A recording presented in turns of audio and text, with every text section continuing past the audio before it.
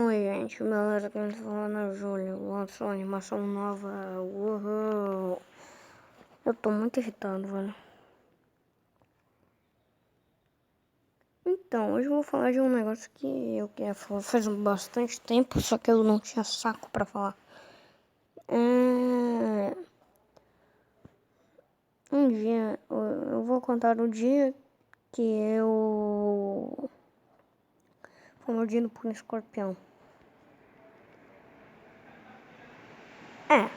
Parece bizarro, mas é verdade. O dia que eu fui mordido por um escorpião. Então bora arrumar isso. Eu era muito criança. Muito mesmo. Muito mesmo. E eu tava numa viagem escolar. Lá pra Chapecó.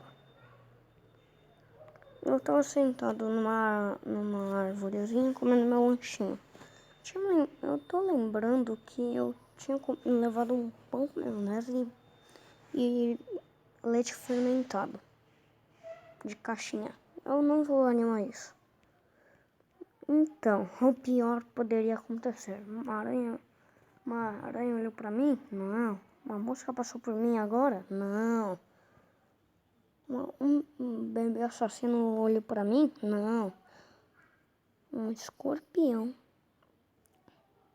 Um escorpião. Estava bem na árvore. E aí ele foi pra cima de mim. E eu nem tava percebendo o que tinha acontecido.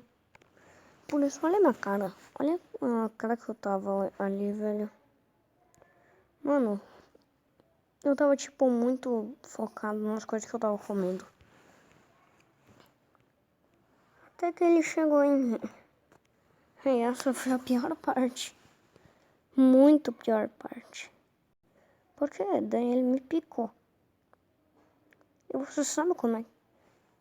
E o veneno não entrou pelo braço, não entrou pela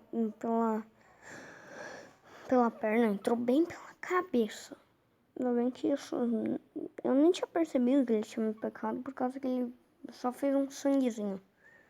Daí eu vi que tava saindo sangue. Eu pensei, um mosquito deve ter me picado ou algo do tipo. E depois começou a dor. Que pariu!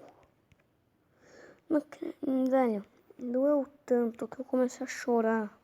Deitei na grama. E eu fiquei muito triste, velho.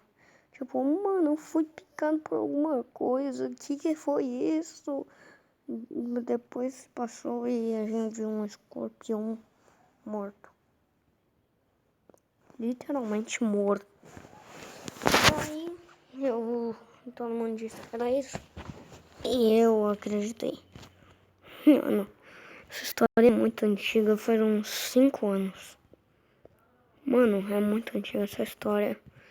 Mas deixa seu gostei aí, se inscreve no canal.